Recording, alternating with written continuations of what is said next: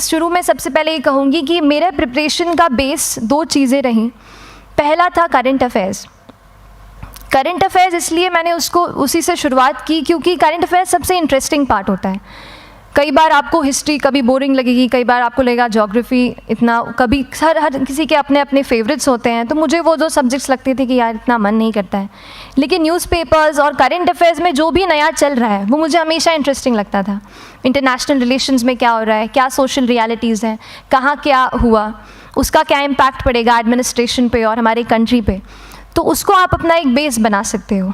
आप current affairs based preparation कर सकते हैं, इसलिए भी क्योंकि अगर आप मेंस एग्ज़ाम देखेंगे तो काफ़ी डायनामिज्म आ गया है, केवल प्रीलिम्स में नहीं बल्कि जनरल स्टडीज़ पेपर 2, पेपर 3 में भी आप देखेंगे कई सारे ऐसे सवाल हैं जो करंट इवेंट से इंस्पायर्ड होते हैं, उन पे बेस्ड रहते हैं। तो जब आप न्यूज़पेपर बेस्ड, करंट बेस्ड पढ़ाई करते हैं तो वो आपका प्रिपरेशन वहाँ से भी कवर हो सकता है। दूसरी जो चीज़ मैंने जिस पे बहुत फोकस किया वो थी आंसर राइटिंग। तो उसके पीछे मेरा ये था कि जब मैं हमेशा प्रीलिम्स का कोई भी पेपर टेस्ट देती थी, हम मॉक टेस्ट देते हैं, तो मॉक टेस्ट देती थी तो हमेशा मेरे मार्क्स करीब 90 to 110, 120, इससे ऊपर मेरे कभी मार्क्स नहीं जाते थे। तो मुझे हमेशा ये डर था कि यार प्रीलिम्स में कहीं मेरा कुछ, क्योंकि कट ऑफ भी इसी कुछ रेंज में जाता है, तो हमेशा लगता था कि यार कुछ गड़बड़ यहाँ ना हो जाए। लेकिन जब मैंने आंसर राइटिंग की और मेंस एग्ज़ाम के बारे में जाना, तब मुझे लगा कि आंसर राइटिंग एक ऐसी चीज़ है, मेंस एक ऐसा फेज़ है सिविल सर्विस एग्ज़ाम का जहाँ पे आप अच्छे से तैयारी कर सकते हैं। And if you have written the answers, if you know कि you have covered the points well, if you have included उसमें कुछ आपने facts, international reports, government schemes, आपने कुछ ऐसे उसमें सॉल्व भी डाला है, तो जो रिज़ल्ट आएगा वो सेटिस्फैक्ट्री ही आएगा, अच्छा ही आएगा। तो मेंस एक ऐसा पार्ट है जिस पे आप काफ़ी बैंक ऑन कर सकते हो। मैं जब पर्सनालिटी टेस्ट भी मैंने दिया तो इस बार भी आप नंबर्स देखेंगे तो आसपास की रैंक के हिसाब से मेरे नंबर्स उसमें कम हैं, लेकिन it is just the general studies and the answer writing part, जो मेंस के जो वो है मार्क्स हैं या मेंस का जो एक फैक्टर रहा, वो मेरे लिए सबसे ज़्यादा इंपॉर्टेंट डिसाइडिंग फैक्टर रहा है। तो अपना एक्सपीरियंस यही बताऊँगी कि आंसर राइटिंग पे आप विशेष फोकस कीजिए। जैसा स्ट्रक्चर आपको बता ही चुके हैं कि इंट्रोडक्शन में कैसे आपको शॉर्ट रखना है, बॉडी एंड देन कंक्लूजन, तो इस तरीके से आंसर्स पे जैसे हम क्लास करते हैं, लेकिन उसके साथ साथ आपको ये कोशिश करनी है कि 1 से 2 आंसर पर डे आपको ज़रूर लिखने ही लिखने हैं, apart from the test series that you are doing. Answer writing से 2-3 चीज़ें होती हैं, ना केवल हमारी एक लिखने का हमें समझ आता है हम क्या लिखते हैं कैसा है, पर हमारा कॉम्प्रिहेंशन भी इम्प्रूव होता है, हमें कितना समझ में आया वो भी हमें खुद समझ आता है जब हम आंसर्स लिखते हैं।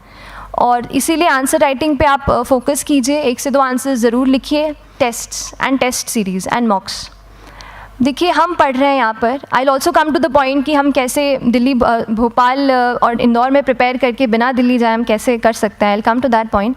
पर उसके पहले टेस्ट की थोड़ी बात कर लेती हूँ कि टेस्ट देना क्यों ज़रूरी है। हम ये जो एग्ज़ाम दे रहे हैं सिविल सर्विस की, ये एक ऑल इंडिया लेवल एग्ज़ाम है and this cut throat competition. तो उसके लिए आप केवल पढ़ते रहें, सारी बुक्स, मटेरियल्स, स्टैंडर्ड, ये करंट का सब पढ़ लें, लेकिन अगर आप ये नहीं जज कर पाए कि आपका क्या लेवल है at an all India level, तो चीज़ें समझ में आप नहीं, मतलब आप आगे नहीं बढ़ पाएंगे या सही डायरेक्शन नहीं पकड़ पाएंगे। तो इसलिए आप टेस्ट से घबराइए मत। कई बार टेस्ट का इनर्शिया होता है, ऐसे लगता है कि जब तक पूरा सिलेबस कंप्लीट नहीं कर लूँ तब तक टेस्ट नहीं दूंगा, लेकिन सच में बात ये होती है कि जब तक हम जीएस के मतलब पेपर देने अंदर भी घुसते हैं ना, तब भी उस सेकंड पे लग रहा होता है कि कुछ छूट गया है हमारा। तो ये चीज़ होगी ही, इसीलिए ये मैं कभी मत सोचिए कि जब तक पूरा सिलेबस नहीं कर लूँ टेस्ट नहीं दूंगा। जैसे आपका एक थोड़ा बेस बन जाता है प्रिपरेशन का, आप टेस्ट दीजिए। उसके बाद टेस्ट केवल देने के लिए नहीं देना है, उसको एनालाइज भी अच्छे से करना है। When you get the answer hints, when you get the answer keys, analyse properly कि आपकी क्या गलती हुई है, और उससे भी सीखने की कोशिश कीजिए कि क्या कुछ नया मुझे इस टेस्ट पेपर से या इस आंसर कॉपी से मिल सकता है। जब मैंने प्रिपरेशन शुरू की थी अपने कॉलेज के 2nd ईयर 3rd ईयर आते आते, तो मन में बहुत सारे फियर्स थे। मैं भी एक नॉर्मल फैमिली से हूँ, मेरे फैमिली में किसी ने आज तक सिविल सर्विस का पेपर भी नहीं लिखा था, तो मन में बहुत सारे फियर्स थे, डाउट्स थे, क्या होगा, कैसे होगा। तो हो सकता है आपके मन में भी ऐसा हो। और हम जैसे यहाँ रहते हैं, हम सोचते हैं कि दिल्ली जाना तो सबसे ज़रूरी है, उसके बिना तो ये एग्ज़ाम हो ही नहीं सकती। बस एक चीज़ है, आप ज्वाइन करते हैं class, that will only provide you a direction.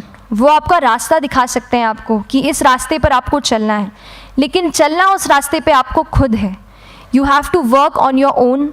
कभी ये मत सोचिए कि मैं वहाँ नहीं जा पा रहा हूँ तो नहीं हो सकता, यहाँ है, तो हम एक्सक्यूज़ेस बनाते हैं। कई बार चैलेंजेस आते हैं। तो मैंने कॉलेज के साथ प्रिपरेशन की, तो उसमें भी काफ़ी दिक्कत आती थी। कभी कभार कॉलेज की एग्ज़ाम होती थी तो इसमें मैं अपना उतना वक्त नहीं दे पाती थी। तो उस मोमेंट पे फिर प्लानिंग ने मुझे बहुत हेल्प किया कि हम किस तरीके से अपने कॉलेज के एग्ज़ाम के लिए प्लान कर लें। जैसे मैंने इंजीनियरिंग की है और मुझे पता है कि हम इंजीनियर्स 1 महीने से ज़्यादा पहले से पढ़ते नहीं हैं। पढ़ते हैं क्या? तो वो चीज़ आप ध्यान रख सकते हो, उसको अपना स्ट्रॉन्ग पॉइंट बना सकते हो।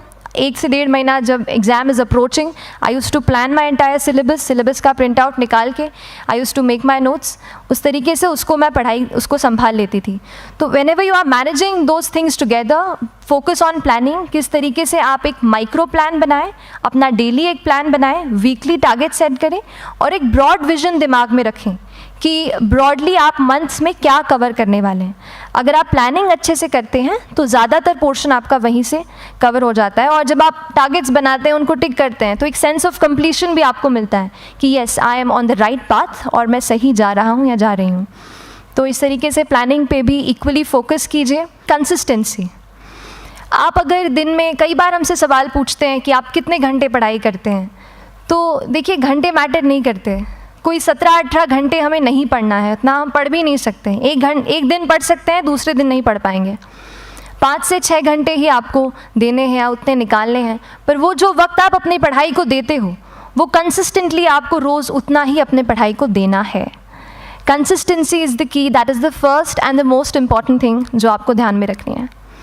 दूसरी चीज़ इस एग्ज़ाम में मुझे लगता है इक्वली इम्पॉर्टेंट है, क्योंकि ये जर्नी लंबी होती है। तो ये जर्नी काफ़ी लंबी रहती है। उस जर्नी में मेंटली अपने आप को मोटिवेट रखना, अपने आप को बूस्ट करते रहना, वो भी इक्वली इम्पॉर्टेंट है। और इसीलिए अपने आप पर भरोसा बेहद ज़रूरी है। You need to have a faith in yourself कि अगर आपने इसमें कदम रखा है, अगर आपने सोचा है कि आप सिविल सर्विस एग्ज़ाम देना चाहते हैं और देंगे, तो आपको ये ठान के उसमें जाना है कि हाँ, मैं ये कर सकता या कर सकती हूँ।